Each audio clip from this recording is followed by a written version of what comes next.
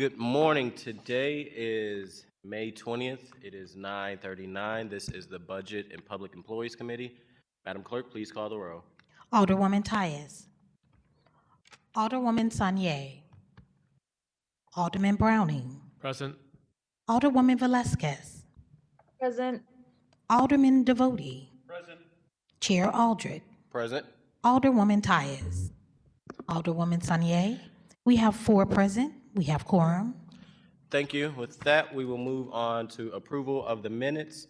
I would take a motion to approve the minutes from May 12th, Monday, May 12th, Tuesday, May 13th, Wednesday, May 14th, and Thursday, May 15th. Second. Moved by the Alderman from the 5th, seconded by the Alderman from the 9th to approve the minutes. Madam Clerk, please call the roll. Alderwoman Tyus. Alderwoman Sanye. Alderman Browning. Aye. Alderwoman Velazquez. Aye. Alderman Devotie. Chair Aldred. Aye. Alderwoman Tyus. Alderwoman Sanye. We have 4 ayes. Thank you, Madam Clerk. And with that, we will move on for board bills for review. Will be board bill number 1, which is a FY 26 budget for the city of St. Louis. There is no resolutions for review. And then item number 6 is committee discussions. Today, we will hear from the city councilor, the IT department within the city of St. Louis, and then the personnel department. So with that, we'll get right into it. We have our city councilor here. If he would like to come on up, state his first and last name for the record, and then proceed with your budget. And just make sure your mic is on. There's a little button right there at the top, right there where your finger is. Is it green? Click it. There you go. Thank you. Good morning. Should I take this off? Okay. Speaking to the mic, I know you're a tall guy. It's you could lift it up or take it off. I'll bend over. Good morning. My name is Michael Garvin. I'm with the City Councilor's office. Thank you for having me. I'm not sure how you normally proceed with these. Yeah, if you just want to talk about high level of your budget, maybe I know you're a new city councilor, so you're still getting your kind of feet wet, but not new to the city. But if you want to talk maybe high level of what's in the FY 26 budget, what you requested, and maybe some items that you may need within your department. Okay. The budget is mainly based on the previous year's budget in terms of personnel and various other costs. Some of the significant items were that we've had some adverse judgment in wrongful conviction cases that actually occurred when the state controlled the police department way back when. But the Court of Appeals the appellate courts have held that the city is responsible for paying those judgments. We had argued that it was the state's responsibility since the actions occurred on their watch.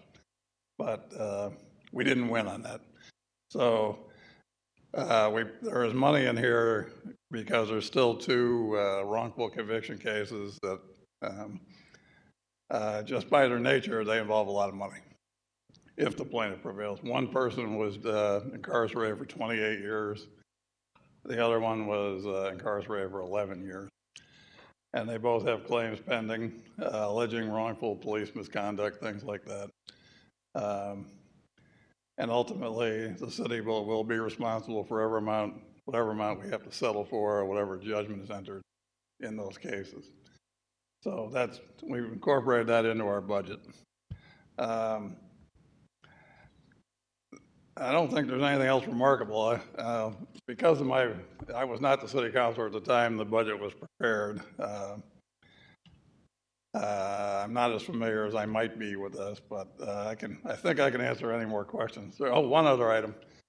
We had a lot of lawyers, especially litigation attorneys, leave the office in the last year and a half, which compelled, I think correctly, the previous city councilor to retain some outside counsel in order to defend the city, including those wrongful conviction cases. We had a specialist firm we retained for those cases. And there were a couple others that she felt we needed outside counsel for, and I agreed based both on the expertise we possessed in the office and the the fact that we had some departures and the workload had increased significantly. So there's items in the budget for those expenses as well.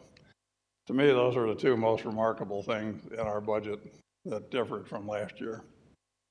I'm not sure how much detail you want, but those are the two I would highlight in our. Okay, if we're just gonna go in order of seniority, we're gonna start with Alderman Browning. Thank you, and appreciate you being here today. Interim city councilor, is that the right title, or? Yeah, I guess so, yeah. Okay. Always appreciate what you do for our city. Understand the breadth of the stuff that you have to deal with, and so I understand if you need to give me some answers later to some of these questions, but I'm just gonna ask what I have. First, I'll start with the budget. It looks like gave your department a paralegal in exchange for an attorney. They took away an attorney one position and gave a paralegal instead. Is that something the department asked for, and is that something that's going to impact your ability to process cases? I believe that was requested by the previous city councilor for one of our branch units. We have 5 branch units, and she determined that a paralegal would be more valuable than another attorney one in that narrow role. That, like for instance, we have a police unit. They don't do any litigation. They're there to support the police department and provide legal expertise in their operations. If I believe that's the one, if that was the one, then she determined that they needed more administrative support than lawyer support at that particular unit. Okay, thank you. And now that you mention the police unit, that is in line with my next question, which is with the police moving to under state control and us being counted for every dollar we send towards them, I see that this budget does have lines for internal services and specifically a line on page 35 of the line item detail that says judgments internal services. And it looks to be $2 million there in the proposed budget. There was 12 million requested, but 2 million in that. My question is, the judgments used to come out of the city councilor's office. Is that correct? And are they now going to come out of the department's budget? Well, because of the changeover, I believe that the way Paul Payne set it up, I believe, was to have better accounting of where the money's coming from, not to reduce it, just to account for it better. The whole state control thing has put us in flux. Under the previous state control, the police department had its own in-house attorneys that it paid on their payroll. We've met with the Attorney General about how they expect to handle it in the future. They have not indicated that they want to do that. Although this is all very tentative because we don't even have a transition director yet or a new board of police commissioners. But for now, they want our office to continue providing the legal services that we currently provide. So I have had discussions with Paul Payne about accounting for those. Basically, we're providing them a service and salaries and benefits for the police department. So when we calculate the budget and our percentage, our required percentage, I think that should be included along with some other services we provide. But I don't know how that will shake out in the future. So we're trying to keep the numbers separate and segregate them out so that we know what's happening. Okay. Also, in the new control legislation, the state has to pay up to $2 million. They have to contribute that toward judgments and settlements each fiscal year. So that'll be taken into account also. Well, they better be on their best behavior then, because 2 million is not going to cover it if it won't be close. Judging on past judgments and settlements. I appreciate that answer. I would be interested in hearing more about that as it all gets figured out, because while we're trying to figure out what kind of money our city has for the rest of our city services, it strikes me that the state should be paying and have their own staff for this, and not be leaning on the city for the services. If they wanted control, if they wanted to take over our police department, then they ought to take over the whole thing, and they ought to pay for the whole thing. And if they're not going to do that, then our city shouldn't fill in the gaps, because we don't have the money to do that. The line items, though, for now, noting the internal services, will help us, as I understand it, keep track of that, though, Right. as we figure this out. So I appreciate that answer. That's the extent of my questions. I really appreciate you taking the time today. Sure. And if, I'm open for any other questions if anybody wants to contact me directly. Alderwoman Velazquez? Thank you, Chairman. Thank you, Mr. Garvin. I know I emailed you about this. We just want to have you talk about it. One of the things that was important to, I think, all of us, but me and my colleagues particularly who filed a suite of bills about vacancy, one of the key pieces of that was making sure that both the building division was staffed appropriately based on the fiscal note that we had, and we had talked to people doing the work. And then the other part of that fiscal note were 2 positions in the city councilor's office. And I noticed that it wasn't staffed like we had in the bill. So I'm looking here. I know that we had talked about it, but I believe it was, instead of 2 attorneys, I think you may have put 1. Yeah, I apologize for not thanking you for bringing that to my attention earlier.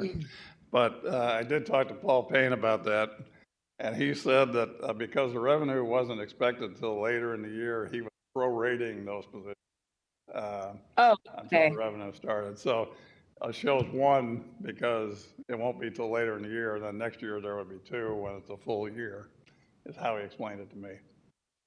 Okay, so you're still planning on staffing and hiring for 1 position then on September 1st, or by September 1st, or waiting till next year to hire that second person?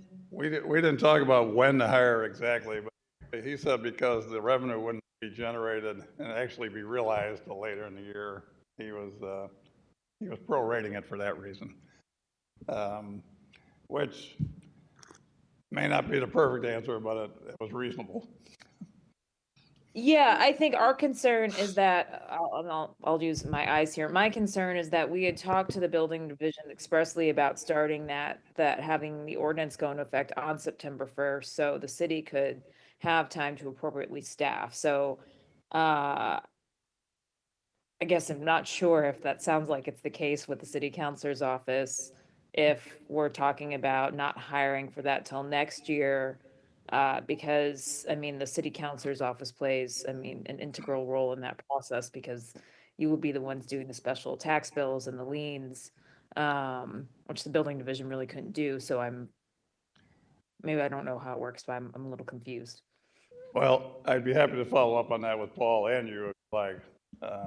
Okay, yeah, yes, I would like that, because I know that we've got a swirl of things happening right now, maybe not immediately, but I certainly think it's important to not only, we just want to make sure that the ordinance works, and obviously vacancy is an issue, and frankly, we might have more of an issue with the properties with the coming storms too. So you might need all the staff you can get in that area. Yeah, we did request those 2 positions, and that was Paul's answer, which it is what it is, but we can still talk to him about it. Yeah, my concern is just, I don't know how to do it on paper, but that gets staffed by September 1st. And so Okay. that's what I want to Okay. That's all the questions I have. Thank you, Mr. Chairman. Thank you, Mr. Garvin. Thank you. Before we go to Alderman Devotie, I'm gonna have Mr. Jim, who's the Deputy Budget Director, come up and probably can also answer that question that you had, Alderman Velasquez, as far as like TO and timing. Just state your name for the record, Mr. Yeah, Jim. just for the record, Jim Benoist, Deputy Budget Director. Alderwoman, what we did with the vacant building initiative legislation is when the departments, including the city councilor's office, submitted their budget request, we did not have a specific fund and cost center established for the vacant building initiative fund. So what I believe the city councilor did is, if you look in your line item detail under the problem properties unit, you'll see 2 additional FTE attorney ones requested in that cost center. And I believe what the city councilor's office did when I went with them many months ago is they requested the 2 attorney ones for vacant building initiative fund under the problem properties cost center. Later on in the budget process, when we established the 1111 fund for the vacant building initiative fund 2, I had placed 1 attorney 1 in that cost center as well. So technically, they're probably getting too many attorney 1s. The intention is to budget 1 attorney 1 for the vacant building initiative fund. And we just never made that adjustment within the problem properties unit. So as the budget sits now, they have 3 new attorney 1s that, should they make it across the finish line, would theoretically, they could be used to enforce liens, collect fines, and so that's how it's broken out in there.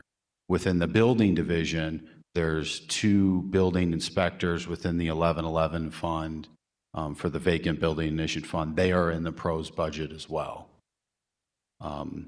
With regard to the revenue estimate, given that this is a new revenue source, we have these enhanced fines, and given that it starts in September 1st, Building Commissioner Ed Ware provided me a revenue estimate. I believe it was around $1.3 million. That was based on either FY25's, the number of fines and fees, et cetera. What we did, because we want to be prudent and conservative, we said we're going to budget for 50% of what he believes the revenue estimate's going to be. We didn't want to get ourselves in a position where we have 8, 9, 10, 11 FTE on one fund, and we get 6 months for the fiscal year, and the revenue's just not there to support it. So we landed somewhere around $650,000, and then that's what we budgeted off of: the 2 building inspectors and the 1 attorney 1 in the city councilor's office. So if you or any member of the committee has any questions, I can glad to answer. That's super helpful. That clarifies it for me. Thank you. Okay. Thank you, Mr. Jim. Alderman Devotie. Mr. Garvin, good morning. It's good to see you again. It's been many years. Good morning. I am most concerned about staffing. I know from recent experience with your office that I have in litigation involving serious injury, that I have dealt with relatively inexperienced lawyers. It strikes me that your office is another one of those that does more with less. And when I think of the lawyer that I most recently was working with before I took this job, I know that she absolutely busted tail. I know that she worked the defense of the 2 death cases as well as anybody. I know that she was emailing me late in the evening because she was constantly at work. But it also strikes me that she's relatively inexperienced, comparable what we might see in the private world defending death cases. From a budgetary perspective, and I heard what the deputy director just said with respect to the creation of the attorney 1 positions in answer to the alderwoman's questions. But from the perspective of defending serious injury cases, does your office need more help in the budget to hire experienced lawyers to oversee, to manage, to defend very serious litigation cases brought against the city? I have a short answer and a long answer. Yes, sir. We do need more experienced attorneys, absolutely. And the reason I believe that we don't have them is because once our really good attorneys get experience, they're marketable and they leave. My longer answer is, I haven't been asked this yet, but if I was king, I would eliminate I'd eliminate some of the lower level attorney positions. And I would I think I could bring back our best, 2 or 3 of our best litigators who left for more money. And I think if we could adjust the salary structure, we would save literally millions in judgments if we had 3 experienced, bring back some of our experienced trial lawyers. I'm glad you offered that, because that would have been my gut reaction too. So you're king for a day. From your perspective, what needs to happen to raise salaries so that we can get more experienced folks working in your office to more effectively defend the serious injury cases brought against the city of St. Louis? The way I see it, there's 2 things. One is we would need to amend the comp ordinance so that the ceiling salary for certain positions is higher, because some of the positions we can't pay them any more than the comp ordinance allows, with some exceptions. That's the primary thing. There would have to be a political will to adjust our payroll in that way. And just for our current situation, we normally have a deputy over litigation. That position is vacant. We have a manager position in litigation that is vacant.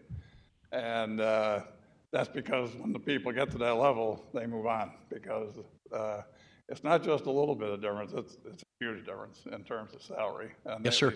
People have kids and a house and they need the money. A lot of them love working for the city, but not the salary. Well, I don't want to say young lawyer, but the lawyer that I'm thinking of, that again I would describe as a star, an up-and-coming riser in our community, who I have in my mind, that would be my concern. As a resident, that this extremely capable person could do a wonderful job on behalf of our city, at some point is going to get burned out for what she is being paid and have to have a very difficult conversation with you. And I think that would be a sin. And I'm sure you would agree with that. Absolutely. I'm pretty sure I know who you're talking about. Yes, sir. Talk to me. I know Alderman Browning asked some questions about the budgeting for judgment. I frankly, I'm not clear with respect to that $12 million. I know there's an allocation or a proposal of 2. I heard what you said with respect to the 10, but with respect to the 2, can you educate our citizens who might be watching at home about when we talk about judgments, internal services, what is that number? Well, the judgment account is for settlements and judgments, and sometimes some miscellaneous litigation expenses like expert fees. I believe the total, we always segregated police from other types, and I believe the total that proposed was the same, except for that 10 million that's out there for the wrongful conviction cases, for that contingency. That's it. I'm not sure if I'm answering your question, but that's administered by the city councilor. So let me give you a for instance. I know that within the last 6 months or so, there was resolution of the case involving the volleyball player from the state of Tennessee that was here in town and was injured. When that settlement, when that agreed upon resolution was paid, did it come out of the equivalent of this fund? The judgment fund, yes. Yes. So this is almost incomprehensible to me, to be honest. But when we talk about claims brought against the city of St. Louis, we're talking about budgeting $2 million to deal with every single claim that is resolved in a given fiscal year for $2 million. No, I thought the number was 6, but. 6, okay. But I think we segregate police and others, and I'm not sure if the 2 was for police or for others. I can't remember how that was divided. Understood. And then finally, with my last question, and I'm taking up too much of your time, and I apologize. Quite all right. With respect to the issue of state control, I remember the pre-2012 days, and when we brought a claim against city involving an officer, those claims were handled, they were defended by the Attorney General's office. Did I understand your testimony earlier that with respect to manpower, that's still up in the air, that we still don't know how we're going to handle that moving forward? I'm glad you said that because I may have given the wrong impression. The Attorney General still plans to defend police in litigation matters. They plan to do that. They have a unit that they'll probably have to increase that already does Kansas City's cases. What the issue was the internal legal advice to people like, they call them general counsel in the old days. They had their own in-house general counsel and others, but they did not do litigation. They did all the other legal police department. What the Attorney General, and they're not making the call necessarily, but their preference is, for now anyway, that our people in-house stay there, but the Attorney General wants to take all the litigation matters over by their attorneys. So let me see if I can regurgitate this. Okay. So the handling of administrative kind of activities, personnel questions, human resources, requests to the department for information from the public, from litigants, that kind of thing, that would be handled by city councilor staff, but the defense of civil cases, civil rights cases, et cetera, that would be handled by the Attorney General's office. The defense, although we would be doing the discovery portion of that. So if a bunch of documents were needed, it would be the in-house people who gather that stuff. Who would gather the discovery and then Yes. and then turn it over. Okay, I appreciate it. Let me just say too, and I've worked with the office for many years. Again, I truly mean that I think your folks have consistently, regularly done more with less. And I think it's good to see you in this position. And again, thank you and your staff for all the work you do on behalf of the city. I appreciate that. Thank you. Thank you, Counselor. I don't have any questions for you at this moment. I think my colleagues answered it. Pretty light budget. I think for as a staffing, Alderman Devotie really covered, how to make sure that things are moved around potentially to make sure that office is not staffed up, but have the tools that they need in their toolkit to be successful when it comes to judgments against the city. So If there was one thing I would say, that would be what our office needs, whether it's me or whoever succeeds me as city councilor. Gotcha. Well, with that, I have no other questions. Nobody else. That's all we got for you, City Councilor. Thank you very much. Thank you. With that, Madam Clerk, I would make a motion that we go into recess until, Counselor, that we go into recess until 10:30. So moved. Second, all in favor, aye. Opposed? Motion carries.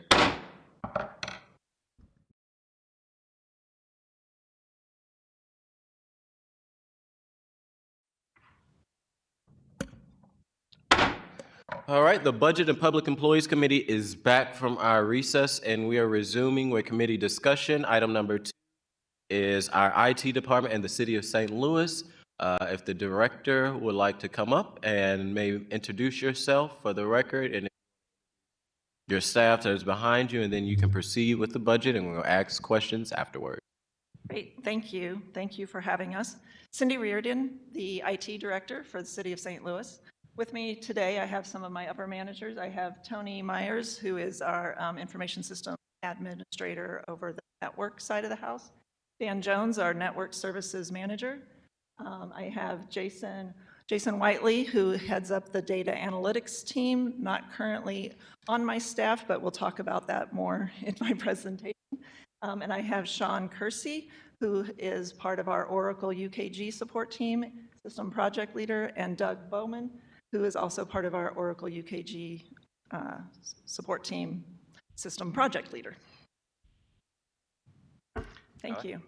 So what I have here for you on the slides is a little bit of an overview on what ITSA covers, and then the next one, when we get to it, will be more about who we are. So on what we cover, what you'll see there are numerous city departments, the green ones being our core customers. There's some county offices that we put in a slightly different peach color there just to separate them out and show the span of our customer base. And then below that, kind of in those verticals, and I'm sorry, the headers may be real clear. The software below are the software systems that we support in each of those verticals. So you kind of have like your building, land, maintenance type of software systems. You have your more people-based human services systems, your planning, development, your taxes and utilities, legal, courts, systems, and then general government administration, which is all the back office, finance, personnel stuff.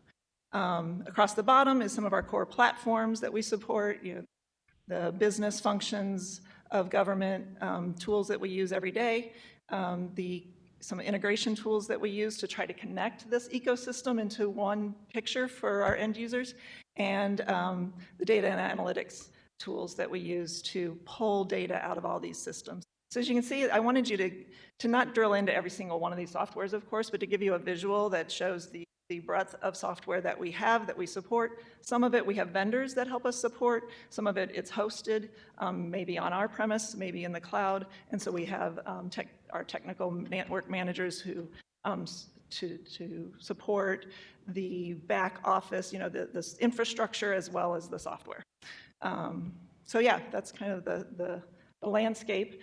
Looking at our org chart, our current structure, we really just have two branches: the network system, which is desktop support, laptop support, getting you on the network, getting your user accounts set up, getting your emails set up. The more front-facing stuff, you probably met and talked to a lot of our techs every day when you have a need to call the help desk. That is all under network support. The systems development team is more that software support.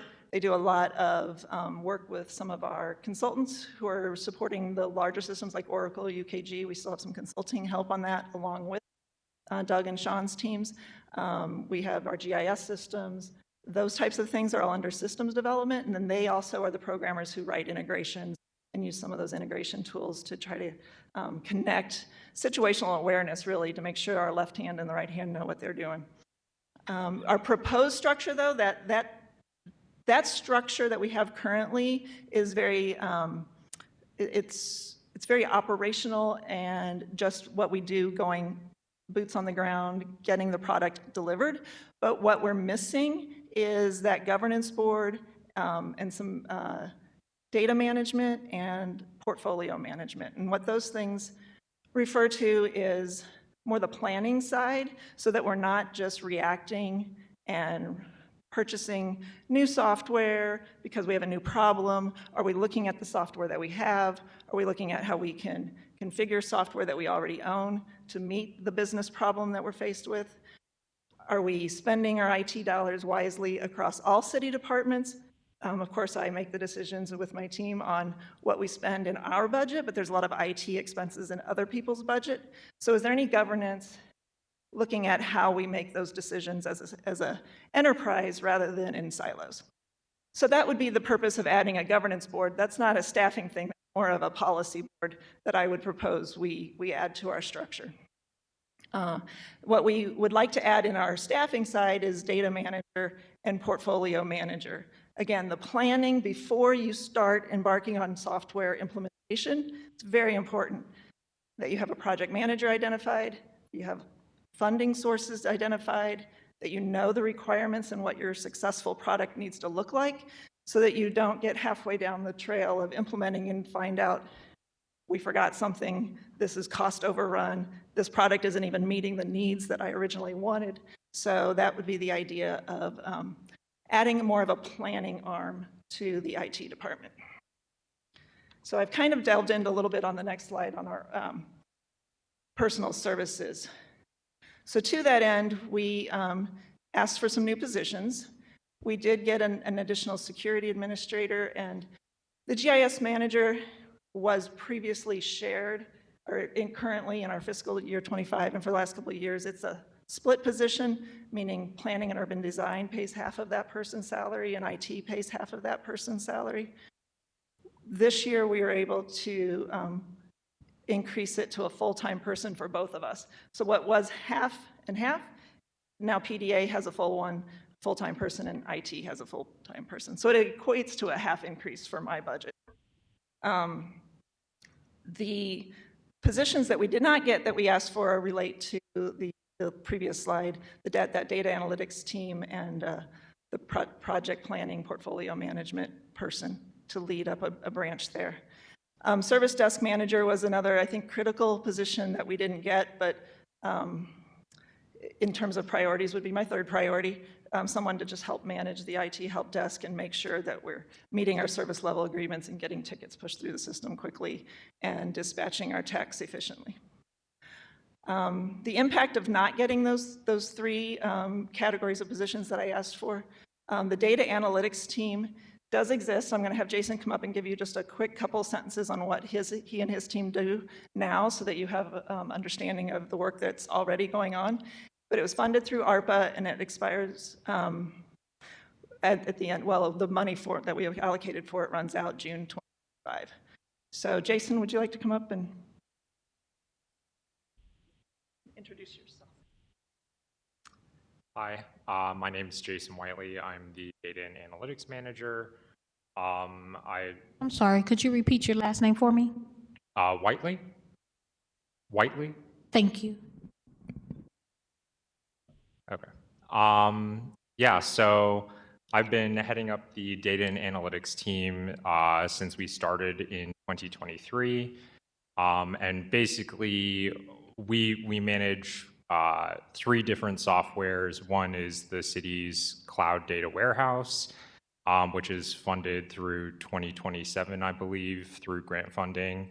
So what we do there is we pull in data from all of the disparate systems across the city, so CityWorks, Salesforce, STL City Permits, lots of different sources. We pull them into a centralized data repository so that data is current, up to date, and in one place where we can manage the access to that data.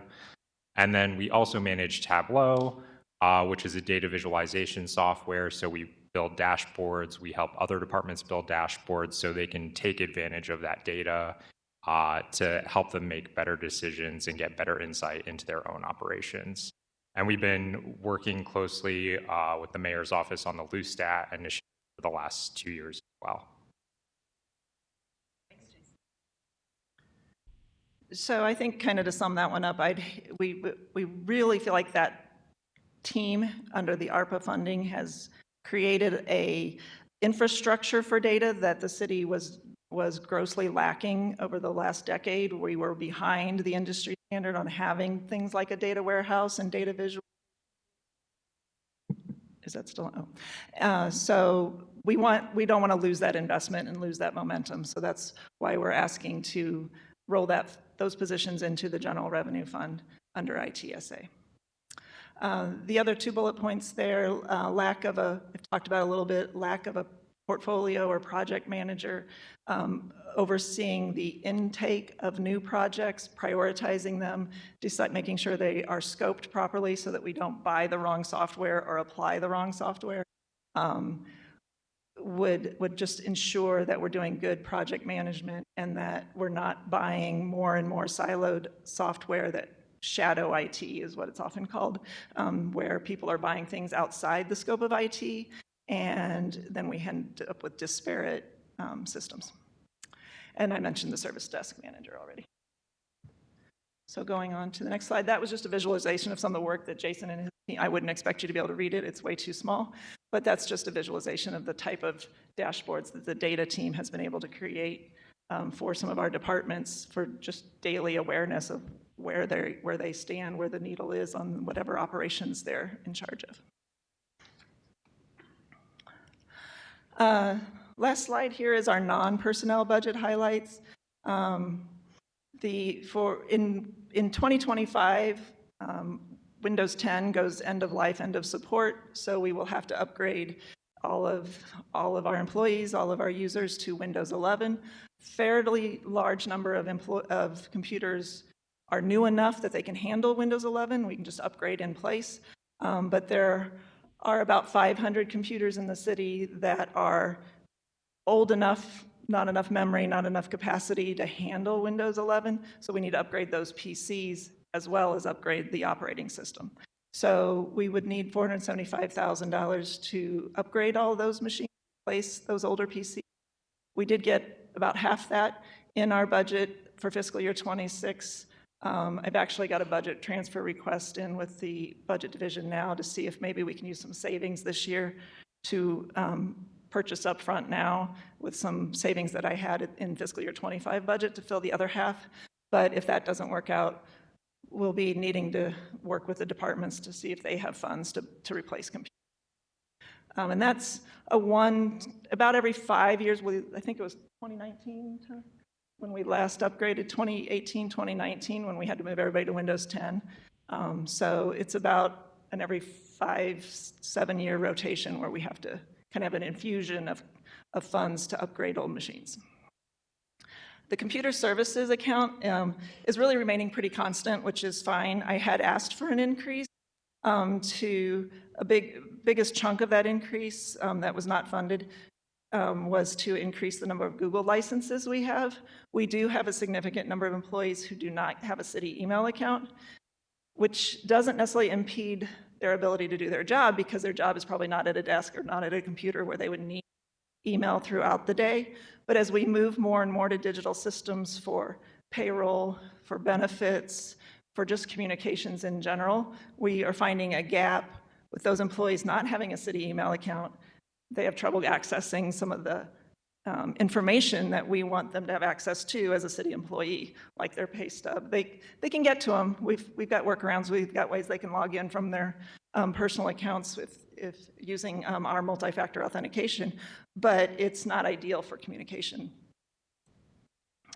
And then professional services, we had a reduction of almost $500,000 over the current year. So that is gonna cause us a little bit of pain. I'm not sure what some things that I'm anticipating will suffer from that reduction in funding would be the ability to cover our consultant costs on managed services for our big systems like Oracle and Salesforce, fairly new systems to our portfolio that while we are getting our team up to speed and learning and becoming more and more adept at those systems, we still need managed service support because they're too critical for us just to hope that we can manage them through. We have to have expert managed services to help us keep those systems up and running. It could lead to challenges in supporting those systems, and it also the other thing we had in professional services was some consulting outside support to help us tackle web redesign. We hear from our customers and from our partners in the city departments a lot that we wish we could do more nimble, more modern web design. The challenge there is our old content management system that needs to be upgraded, but also overhauling the whole information architecture of the website. So we had hoped to tackle that, and we probably would put that off another year in the current budget allocation. So I think that's it. I'll take questions. All righty, we will start with Alderman or Vice Chair Browning. Thank you, and appreciate you being here today and appreciate everything you do. I was wondering, of the unfunded positions in this budget, what would you say is the most important that we could try to help you get money? I would definitely say that data analytics team, which is 3 people. I mean, they've just done so much work, and the departments have become dependent on some of those visualizations. It would just pull the rug out from a lot of momentum. So definitely the data analytics team. Okay, that's helpful. And Is your department responsible for maintaining our Sunshine portal as well? That is a vendor-supported product that we do embedded in our website, but we don't maintain the GovQA product itself. But we have offered technical advice and have reached out with the city councilor's office trying to get a hold of that vendor because I'm aware that there's some pain points with it. Could I ask a little about those pain points that you're aware of? What's the issue? Because I know when people are getting on the site, and I've witnessed this myself, that it just does not work. Which and just why I'm asking it Right. presents a transparency issue Right, for all of us. right. So my understanding is that the ability to submit requests works, but the ability to search what has been requested and to go back and query past searches is not working at all. And so that's what we've been trying to get the vendor. I've been trying to get a hold of the agreement that the city councilors and police department, I think, that own that agreement with GovQA. So we're trying to get down into the terms and conditions rather of that agreement, and figure out how we can hold the vendor's feet to the fire to fix it, because we're paying for it. Somebody's paying for it. Yeah, we're paying for it, and I've heard it's been 17 months, I think, that Yeah. this has been going on. So I'm just speaking for myself here, but I'd like to see this prioritized because it is a really damaging to the press's ability to cover what our government is doing, as well as to just any citizen who's trying to make sure that we are staying on the level here in the city. And I can say, from my view, we are, but it doesn't mean much if we can't show them that. And so I think it's just transparency is key to accountability. And I know everything that your office is working with. And so that's why I asked my first question about what resources can we get you? Well, and there are probably some other ways we could look at tackling that transparency matter. Two things that come to mind. We have an open data portal on our city website where a lot of open data is published now, like, building permits or, data sets that are visualized for customers to look at. So that's one place to kind of self-serve and look at a lot of the city's data, CSV requests, and that kind of stuff that we publish as separate data sets. The other thing that we have often looked at as part of that web redesign project that we would really like to do is how do we manage all the documents that people publish to our website? Every meeting, when this meeting's over, there'll be the link to the YouTube video, there'll be the link to the minutes and the agendas. All those things are in separate places right now in our content management system. They could be better organized, perhaps probably using a separate document management system that connects and talks to the website. So like we have Laserfish as a document management system, so getting a little into the weeds here, but there are tools that we could use to get the data in front of our public that we want the public to be aware of. That'd be great, and I think it's just a matter of making sure the public's aware of those tools so that they know where to go. I think people that are looking to the Sunshine portal for that information and then being frustrated when they hit the button and then get the page doesn't respond and then Just eventually it times out. Yes, yes. So And that's hosted, so I suspect that some of it's banned. It's how much space has GovQA given us? What have they done with our instance? There's a lot of questions to be. So you're saying it's a vendor and it's embedded into our site.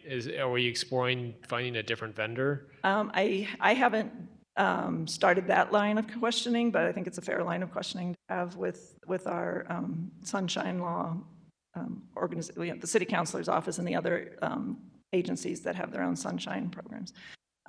Yeah, for sure. Yeah. I'm sure if you ask the mayor's office for help, not right now, obviously, they're busy right now, and we're trying to respect that. But in the coming months, maybe I know we heard the mayor talk a lot about transparency as a very important part of her platform, and so that was something that I really keyed in on as well, because I think that's just vital for our government. So Yeah. thank you so much. I really appreciate you taking the time to answer the Yeah, questions. sure. Alderwoman Velazquez? I don't have any questions. Thank you. Thank you. Alderman Devoti? I don't have any questions either. Thank you. Thank you. And I don't either. I think one of the things I think here at the budget committee we try to do is kind of figure out where the gap is, and it sounds like in the perfect world, if you could get some support from this budget committee, it would be those 3 data individuals. And you said they was covered under ARPA funds? Correct. So if we don't fulfill those positions, they will be unemployed? They will disappear, yes. Okay. And, okay, that's enough. Seeing no other questions, I appreciate you, Director, for being here. Thank you very much. Thanks for your time. Thank you. With that, I will take a motion that we go into recess until 1:30 when the Personnel Department gets here. So moved. All in favor, aye? Aye. Opposed? Motion carried. 11:30. I reneged my... Is personnel here? Oh, they're already here. Well, are we still on STL TV? Well, welcome back to the Budget and Public Employee Committee. Yeah, we'll just stand at ease to 11 o'clock, and we have personnel here. We'll start a little early. So we don't need a motion, we're just at ease for 7 minutes.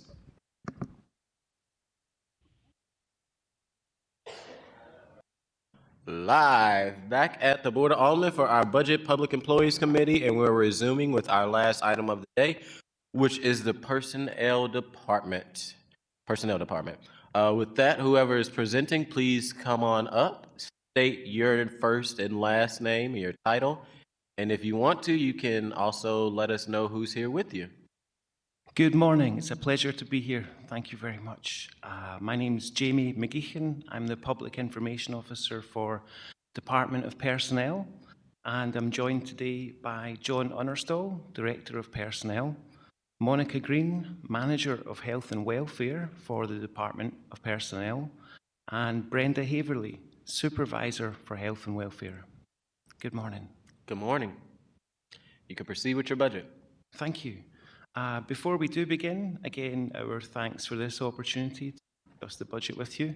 I would like to preface today's discussion by noting that the budget was prepared under leadership of our former director, and as such, while we'll do our best to address all questions today, there may be a few areas where we'll need to follow up with additional information after consulting internally.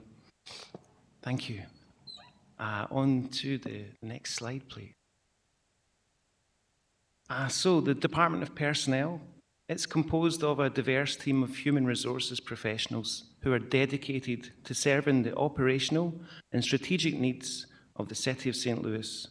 We currently have 55 employees, although we did request salary for 58 employees, which would help us to function more effectively.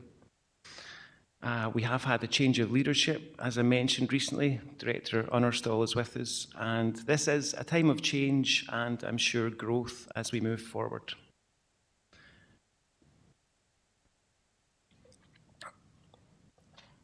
On to our staff overview. We currently have the 55 colleagues with the Department of Personnel who serve a wide range of functions and teams within the department. Everything from recruitment and onboarding, employee relations, training and development, employee benefits and retirement systems, human resource information systems, and our oversight of the Civil Service Commission. Each section provides pivotal and vital functions for the department. On to the next slide, please. Our key priorities for the financial year 26 are to modernise our recruitment and expand our community outreach, especially to underrepresented groups and younger job seekers. Of course, investment and support in that recruitment is key. One of our primary functions is to get people into work so they can be part of this great team serving the needs of the City of St. Louis. Another priority is improving our human resources technology. This will improve our operational efficiency. We were very fortunate with the innovation and implementation of Taleo, our recruitment software, which has increased our efficiency for hiring and the hiring process by 3 times. This investment shows a direct correlation between investment and support and results. And at the end of the day, we all want to see people join the City of St. Louis as employees and colleagues. Another priority is investing in our workforce training and development. Our training team do a marvellous job every day, improving the educational awareness, skill set, and professional development of our City of St. Louis colleagues. This is an ongoing need. We must train our employees to be the best individuals and professionals that they can be. And on screen now we have a slide showing requested budget and proposed budget from FY23 until the current budget, FY26. And on to the next slide, please.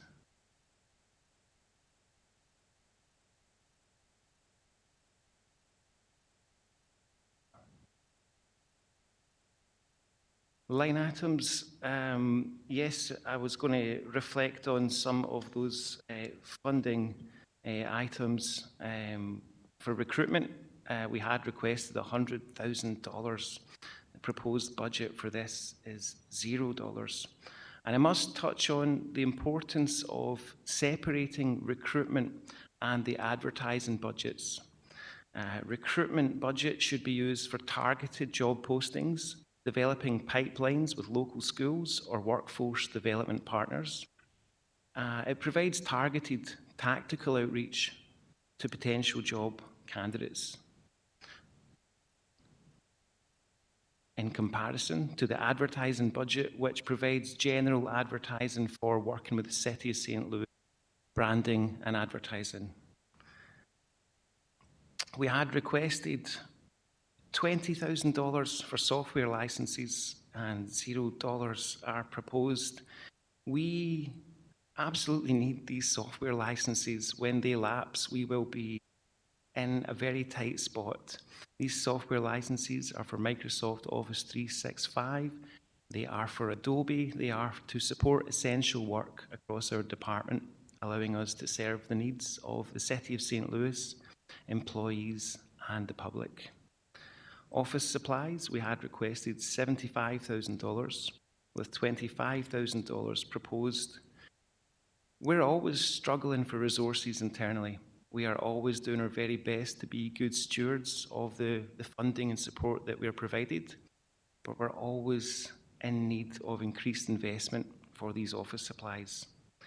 Cell phone services is another item. We'd requested $6,500 and currently there are $0 proposed. These support our cell phones, allowing us to communicate with our fellow colleagues, external stakeholders, community partners. That's going to be an issue. Any questions at this stage, please? We'll ask questions at the end of your presentation, so we can. Thank you. Can we move on to the next slide, please?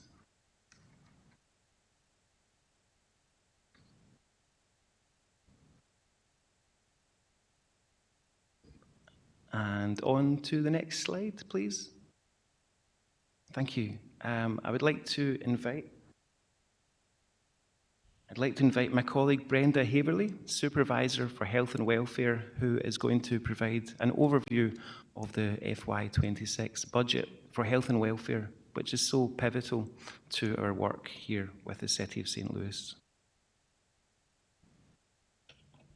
Thank you, Jamie.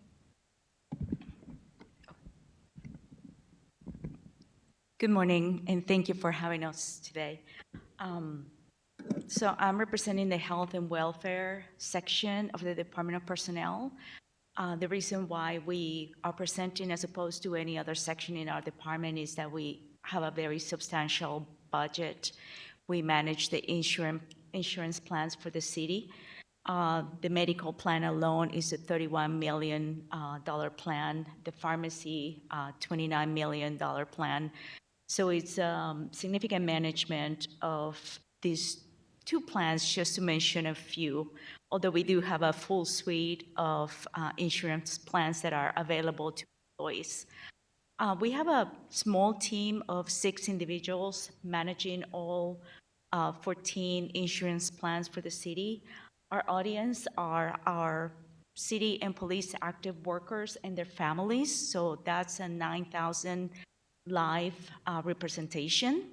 In addition to that, we also support the police retirees in their benefits that they're eligible for. That's about 2,000 lives. We also manage the COBRA plans for the city and the police, and that's about 100 lives, but it could be more at any given time.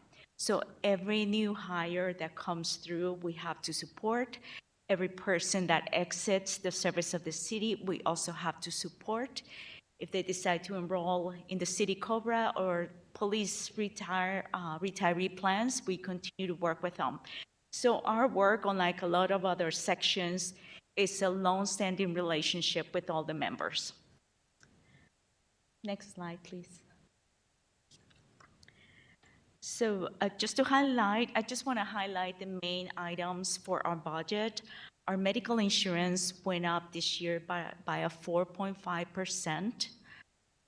The city went through a request for proposal process for the medical plan, and the city decided to select Blue Cross, Anthem Blue Cross and Blue Shield, again, to continue to offer coverage for our employees. Next slide, please. Again, on the next slide, I know there's a lot of information. I know you have access to line items, so I want to highlight the differences. There were some changes made to our budget at the discretion of the budget director, and we are committed to work with what's been approved. And there are certain things that we're going to have to work on to make it happen this year. But if we look at budget line item 525100, that's our wellness program, supplies program. These are the funding that we use to maintain our free fitness centers for employees, which we have 5 of them. We have installed these fitness facilities since 2017.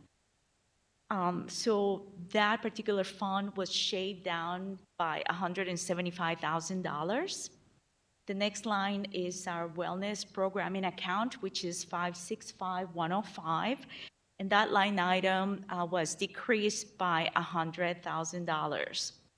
Our professional services account, we had originally made a request of $435,000. That request included a request for proposal to outsource the city's family medical leave administration, which is currently in-house and handled by one HR specialist. We estimate that request for proposal and ultimately an implementation could cost up to $200,000 to begin with.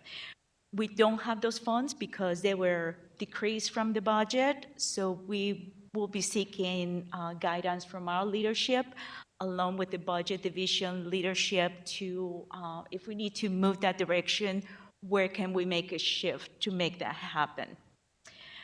The next line item is 565800, which is internal services, and that account was reduced by $150,000. This is based on usage, which, we're committed to work with what we have. The most critical thing of this account is that it helps us reproduce our new higher enrollment booklets for the city and the police. Generally, they're like 30 people coming in each month, if not more. And generally, there are about 30 people exiting the city each month as well.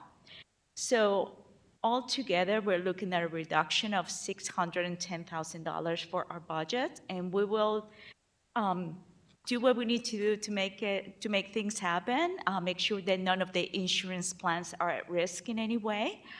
And I think I just want to share with you some of our priorities for the year, which they have to do with the systems.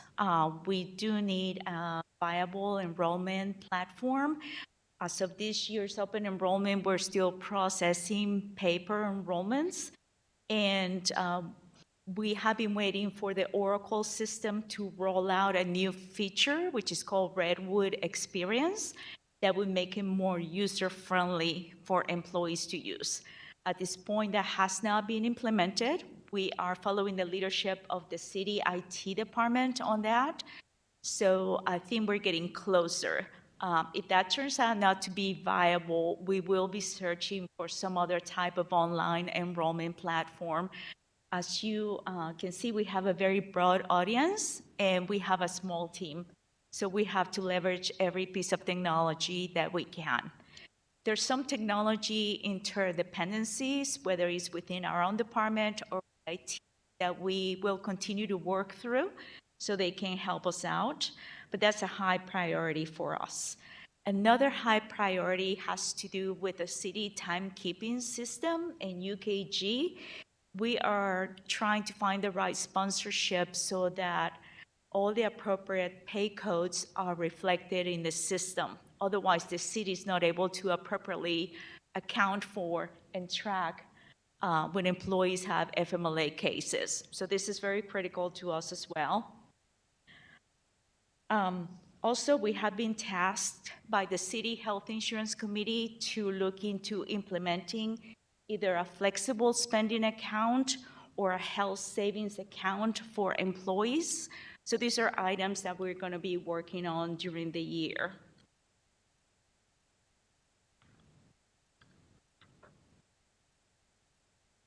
Another item, and I will just close with this, the city has a fully insured medical plan through Anthem, but we have a self-insured pharmacy plan. That means that all the risk falls on the city as far as claims.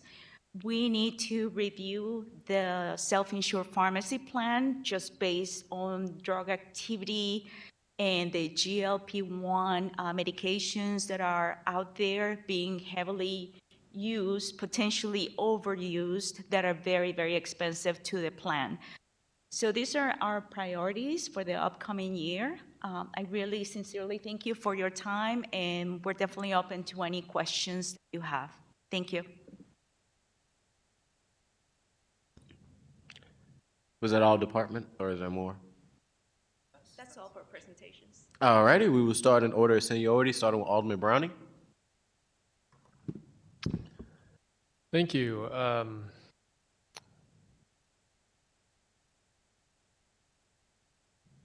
I guess my first question is about your annual operating budget. I am aware that it takes some time right now to fill vacancies.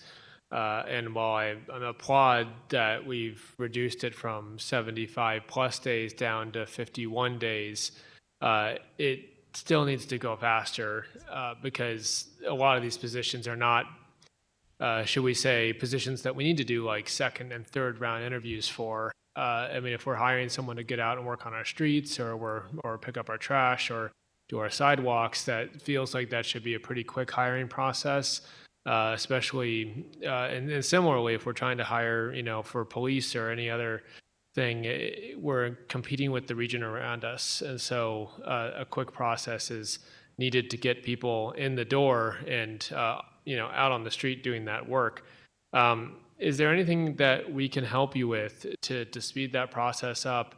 Are you following a process that's written out by ordinance or something that constricts you, or what is the holdup in the time it takes to process applications all the way to when people get hired?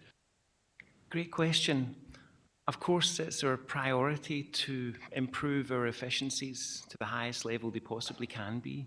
We are currently reviewing our internal processes with recruitment to make that as efficient as possible. With regard to an ordinance, I can't speak to that. Perhaps Director Unnerstall may be able to. Yeah, I don't think there's any legislative changes. Could you state your first and last I'm name? sorry. John Understall, I'm Director of Personnel. So I don't think there's any ordinance changes that we've pinpointed that need to be. I think for us, the last couple of years has been about getting good data, kind of analyzing where those pain points are. So that's really, with having some of these new systems, being able to actually see kind of how things are flowed and not just relying on, you know, our paper records and things that were really hard to rely on to see where things were being held up. So I think having some of these efficiencies, having data to see what's slowing us down, and for me, it's having conversations with the departments. We're going through the process now of some of the ones that have seasonal employees and some of the high priority areas, and just having weekly meetings to see what are some of those obstacles or the things that we do need to change from a policy-wise standpoint. If there's things that we're doing that we shouldn't be doing or aren't needed in that process, we certainly can change those. And I'm definitely open as director to do those things. Thank you for that. Yeah, I think one thing I've heard is that like departments don't write their own job descriptions right now, that's handled by the personnel department, which, you know, if there's a good reason for that, I'm completely open to it. But to me, just thinking about that, it seems that the department would know best what they need in that position, and therefore should at least be a little bit part of that process to write that description and fill that need that they have. So, you know, things like that are things that I think would be worth exploring. And if there's anything else you can point to that where we could help, I remain open to it because, again, I think it's a matter of just especially in wake of like these storms and the destruction in our city. We were just talking about this where we can get money, you know, for things, but if we don't have people to do the work, then it doesn't get out and actually help the people that need it. So that's something that I think when I look at the department troubles, like when I look at the vacancies in the streets department, for instance, yeah, pay is part of it. And we're looking, you know, we've got a wage study and we're going to hopefully see some differences there. But the other part of it is that we take too long to fill these positions, and I know you've just taken over this role, and so I'm certainly not laying this at your feet. But what I'm saying is I want to work with you to do whatever we can to improve. I appreciate it, and that aligns with my perspective on the more collaboration we can have, the more eyes that we looking at these situations to look at every possible angle that we can do, because I think our goals do align of getting people in, getting people trained, getting people out doing the jobs as quickly as possible. That'd be great. The only other question I have for you is in the line item detail on page 20. I'm looking at you requested 2 deputy director of personnel positions, but the proposed budget has 3, and I was wondering if you need that extra deputy director of personnel. We do for the time being. What occurred was one of the deputies was planning on retiring before the new fiscal year. She has now pushed that back into the new fiscal year. I think she's talking about September now. So we'll need it just for at least that period, but I wouldn't anticipate after that needing to replace that position. Okay, that's really helpful context. I appreciate that. That answers my question, and I don't have any additional questions. Thank you. Alderman Velasquez.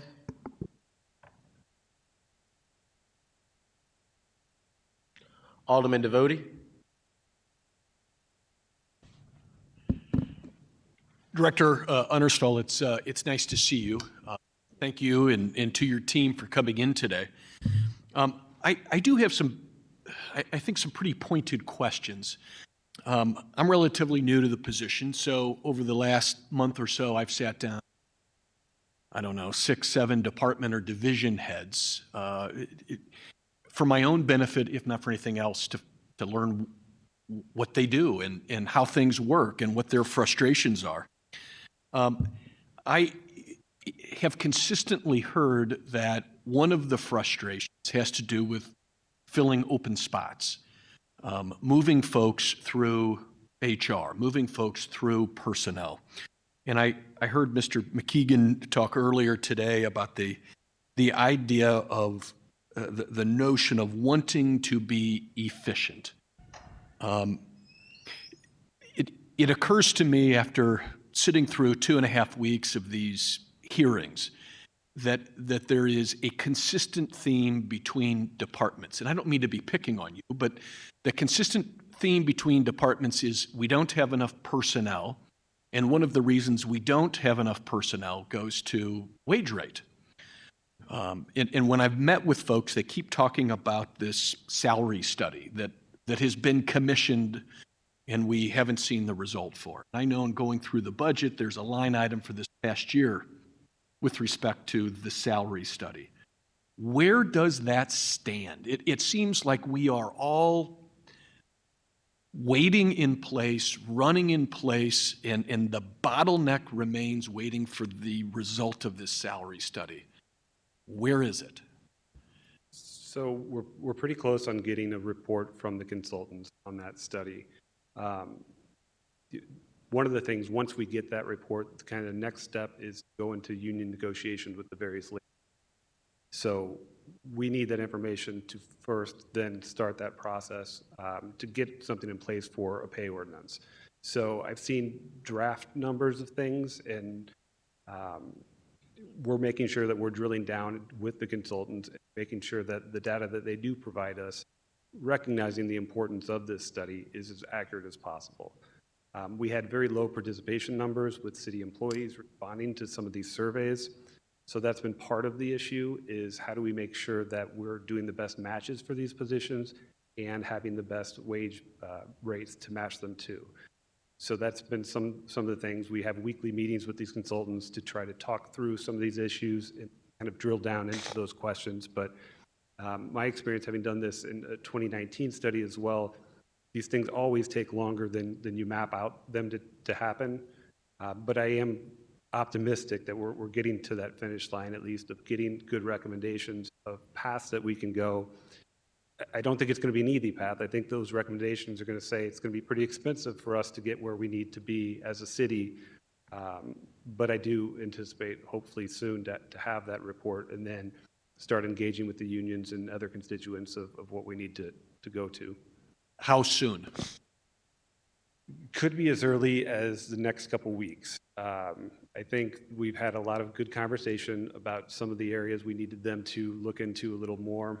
And some directors have approached about, hey, can we look at this as well? And giving them kind of more assignments onto the initial scope. But I don't have an end date, which I wish I did, but I think it's getting very close. I always hesitate to say anything because I did this before it went way longer than I expected. Sure. And I understand the want to avoid providing a date and then not be able to meet the deadline. I get that. It just seems to me, no matter how expensive it might be, you made reference to that, we've got to have that data. I mean, we are spinning our wheels in place until we can be competitive. And I guess in my mind, when I think about competition, I'm not thinking for a like job in the private sector, but I am thinking about a like job in St. Louis County, for instance. You know, how do we stack up? How do we get good quality folks? How do we maintain them or keep them after they're trained? I mean, those are all questions that without that data, it just seems like that's a bottleneck. I agree. And those municipalities are part of the study. We did do some targeted groups to make sure that we're looking at the best matches. Now, there is some data for some of those private organizations that we're also looking at as well. But I think you're dead on that you really need to hone in onto those other government organizations, the ones that kind of operate similar to us. We've included Paul Payne within some of these meetings to also give suggestions. One of the things he wanted looked at is more comprehensive with the benefits as well. So that is part of the study that was kind of added on to later to make sure that whole package is looked at. But recognizing that wage is still going to be the driver that gets people to apply. Sure. I think the other component of that, however, is also the time that it takes.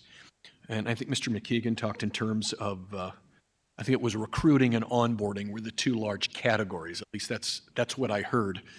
But the idea of how long does it take from application time to interview time to show an applicant that our personnel service is interested in bringing them on board. And that seems to also be a point of bottleneck or a point of frustration. From a budgetary perspective, do you have within the current budget the funds you need where you need them to get that time period shrunk? I mean, if I heard right 51 days, I mean, that seems crazy to me.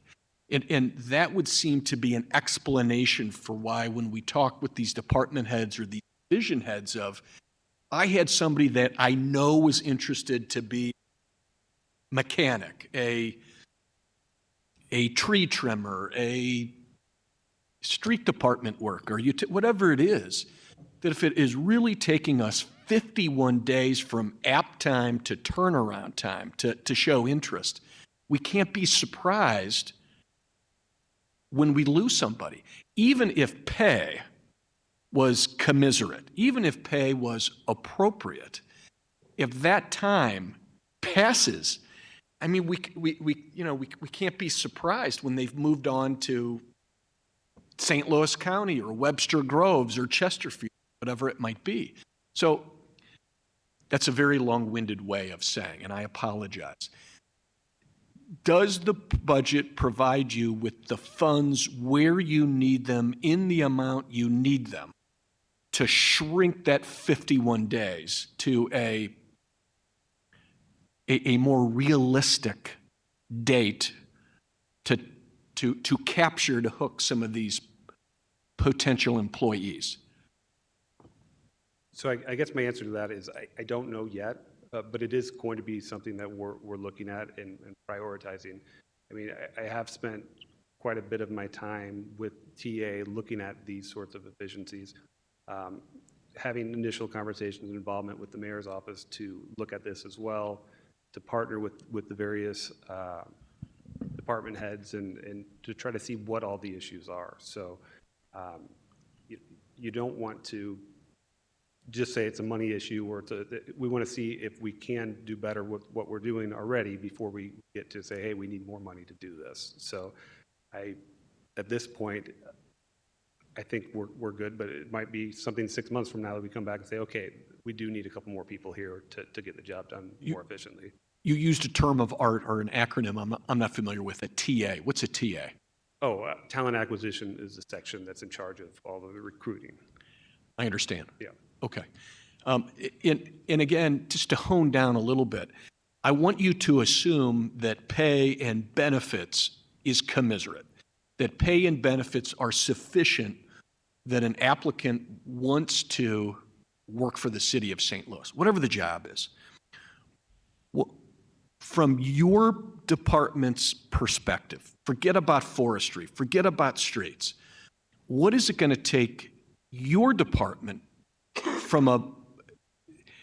to get that period down from 51 days to something where somebody applies for city employment, we get them hooked and we get them in the door? Yeah, I just don't think I can identify any one thing at this point. I mean, there's certainly things that are, we've got policies that are inefficient, and I'm going to change those policies. So if we get the feedback of this, we have timelines on here that are unnecessarily holding up, we'll change those timelines. It's just, I think there's a lot of little things, and I don't know yet that I can say monetary cost, that we need more staffing or anything like that. Right now, it's just digging into the numbers, listening to the departments. The same people that are coming to you, they need to come to me and have that conversation as well. Is there anything from a legislative perspective, either in terms of the charter or the code, that from your perspective you think is hanging up the process? In other words, I go across the second floor. Is there anything that we can do to help you and your folks shorten that period down? I think I can get back to you on that. I don't think I have anything right now to say that I can clearly identify, but I think those folks in talent acquisition would probably be the best people for me to talk to say, what are your hurdles there? I would like to know that. And I think we have heard from enough folks over the last 2.5 weeks. If you haven't been listening to these hearings, I mean, I'm telling you, if you haven't listened, I'm telling you, it is a universal comment that we are losing qualified folks that are interested in working for the city of St. Louis because of the time it takes from application to response. We haven't heard that once or twice. I mean, we're going like on a half dozen times. So we've got to do it. And if it's a budget issue, you've got to holler at us. I mean, you've got to do it. But I mean, that's my 2 cents. And again, I know that you are recently in this position. You're kind of the guy that I'm taking the shots at, and I apologize. But I appreciate it. I appreciate the feedback. I think that's the only way we're going to be moving forward is if we do listen and we do take that feedback and do something with it. I thank you very much, sir. Thank you for listening to me and answering my questions. And if you do have any thoughts from a legislative perspective to address the code or the charter, please speak up. Thank you. Before I ask my questions, I'm going to go back to Alderman Browning. Thank you. I just had one additional follow-up question. You had referenced a job study that you're doing right now, and I was wondering if that would also be looking at, in addition to the pay, be looking at the requirements for the job.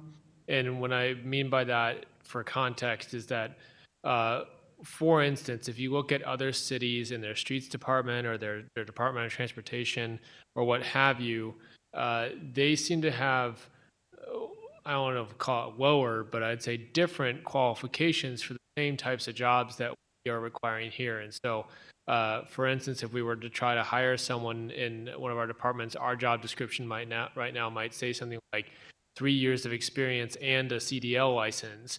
But meanwhile, in another city for the exact same job, they're not requiring that, which I also imagine could be a reason why we are struggling with recruiting for some of these. So my question is, how do you come up with requirements? Is there some look at industry standards? And, you know, part 2 of that question is, will that job study be looking at that as well? So I don't think the job study necessarily has that within the scope, but I could be wrong. I haven't seen that in the initial drafts that I've seen of the reports, but again, I was kind of focusing on the pay as well. There are some options with that, though. We've actually had some exploratory conversations with a company that actually uses AI to kind of source what is in-time qualifications from areas. So there would be some cost to that from a budget standpoint, but we have been talking with them to see. I like the idea of kind of being on the forefront of in-time data, knowing exactly what everybody else is asking for, so we can say, hey, is there any reason why we can't have similar qualifications as well? So there are things that I think could play into that, and we are exploring. We're just not far enough down there for me to say definitively right now. All right. Thank you, I guess, Acting Commissioner? Provisional, I guess. Is Provisional. Commissioner, for being here. And then I really want to echo and not to hammer down on you. I know you've been with the department, though, for a while, so you're probably new on the road, but not new to the department. I echo what the alderman from the 5th said. It's critical that we figure out, outside of pay, we know is an issue throughout every department, is that we need to pay people a salary that is at least competitive so they won't go to the private sector. And I know Director Paul Payne brought up maybe, do we look at cutting certain positions to maybe increase the pay? Will some of these positions ever come back to the city of St. Louis? And, I think that is a timeline we got to look at. But at the same time, before that, something that I think this department has been struggling with for a while is getting people hired on in a ample amount of time. If I'm looking for a job, I can't wait 2-3 months till the city calls me back. I got to continue to bring in money to put food on my table to feed me and my family. So I know under the previous director, she was working with a system called Taleo that was supposed to reduce that time. Do you have an update on, is Taleo still operating?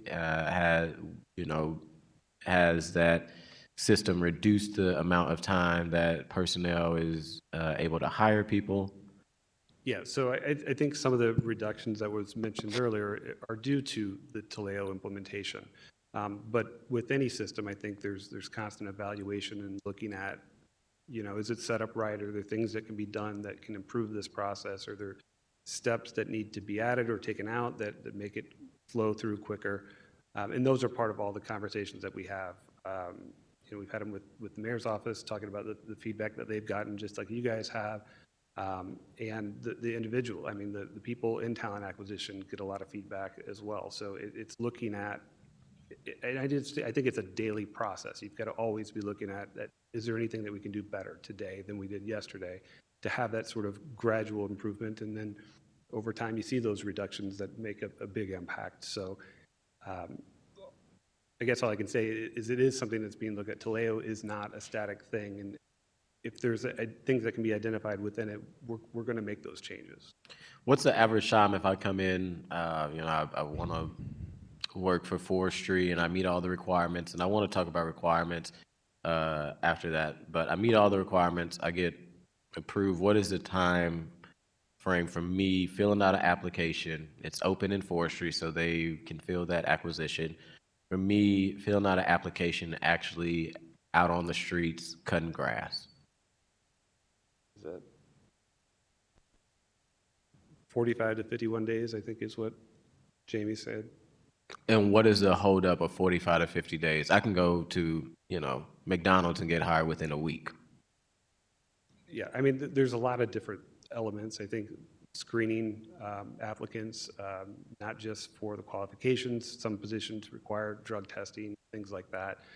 So it is kind of a case-by-case basis. I think some are a lot faster than others in some of these things. One of the background screening process that we're currently doing is one of the conversations we're having now is, do we need to do as thorough of a background check? Some of the things that they're searching for are things that aren't going to keep people out of some of these positions anyway. So there are critical things.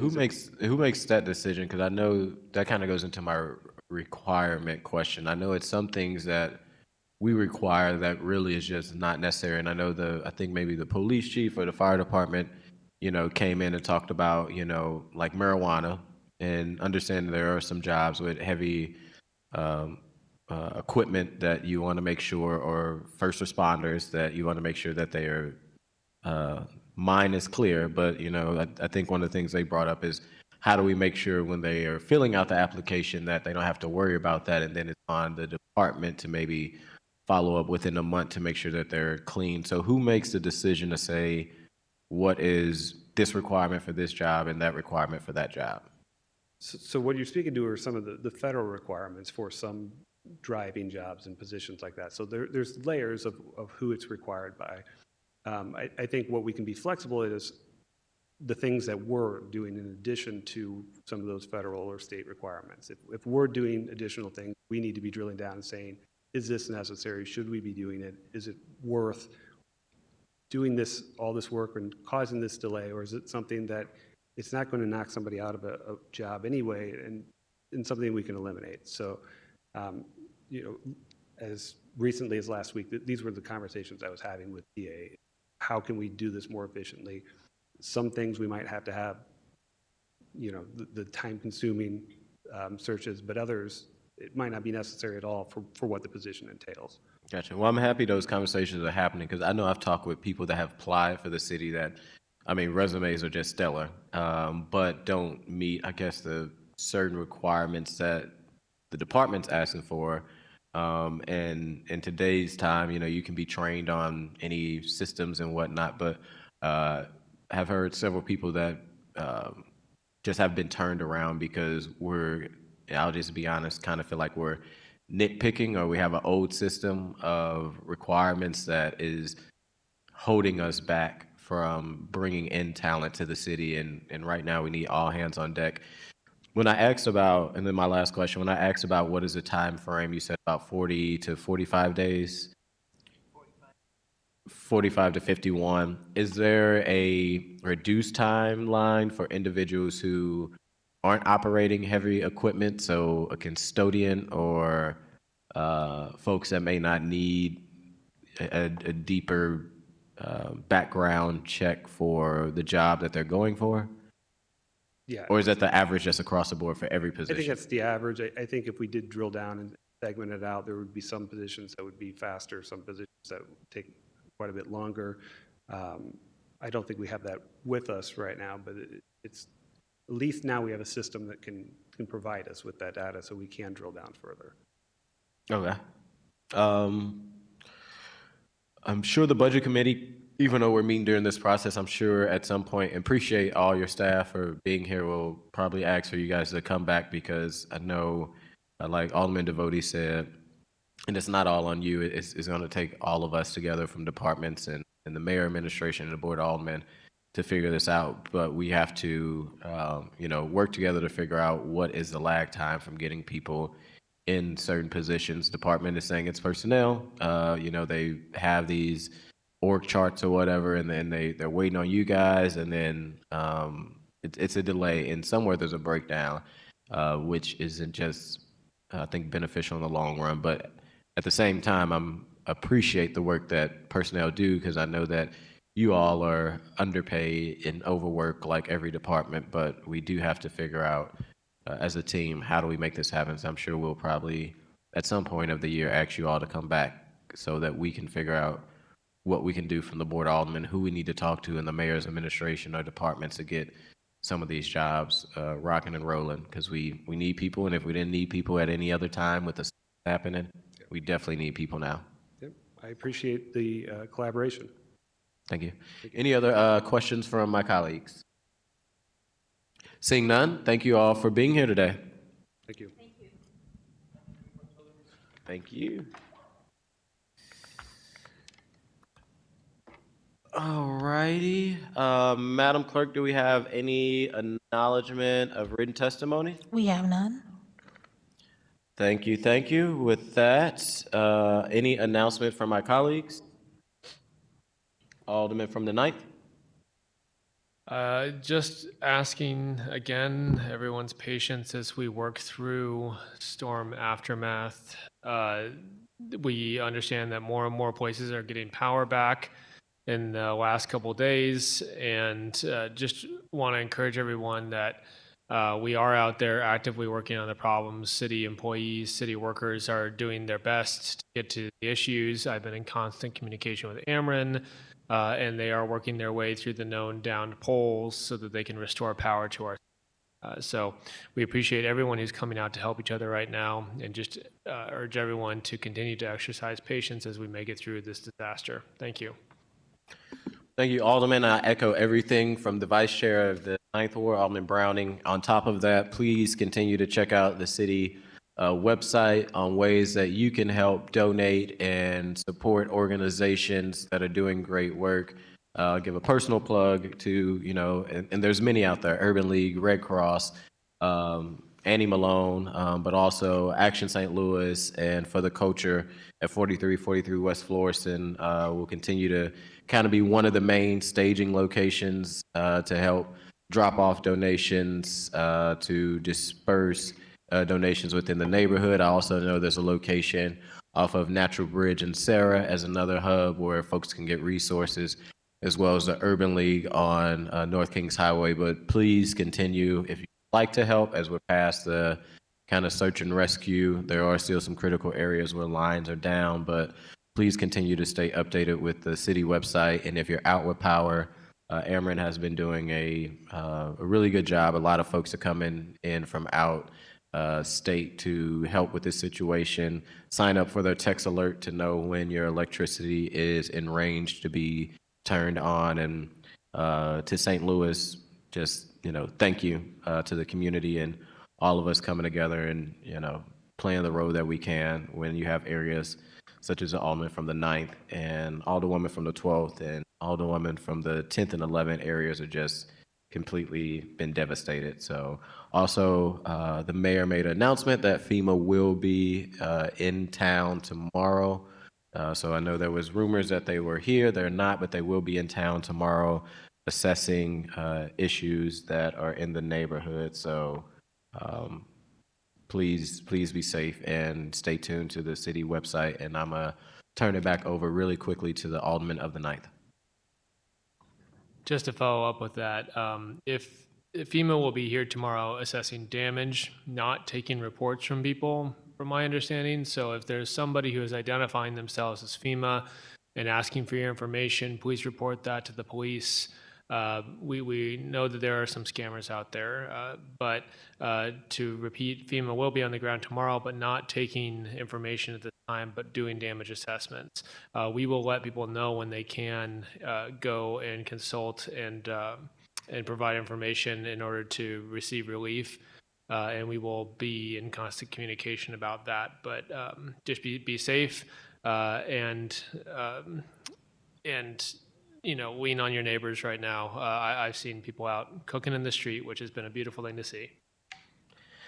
Thank you, Alderman. And I'll be remiss, it's a whole bunch of thank yous, but I do want to thank this budget committee for, I know we all are helping out in ways that we can and understand that we at the Board of Aldermen have to get a budget done at a certain amount of time, from alders to LAs to financial analysts to the budget division, to everybody. Just thank you, because I know we also are pulling our resources together. And when we leave this committee, some of us are back out in the neighborhood, in the streets, doing the work and helping out, but still making sure that we show up bright and early so that we can get the people's, another kind of arm and leg of the people work done here outside of the storm that's happening. So thank you to all the members of the Budget Committee, from support staff to alders.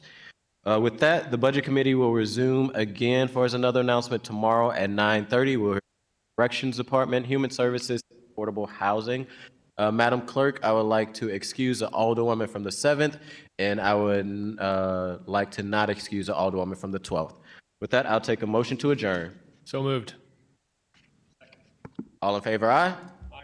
Opposed? Motion carried.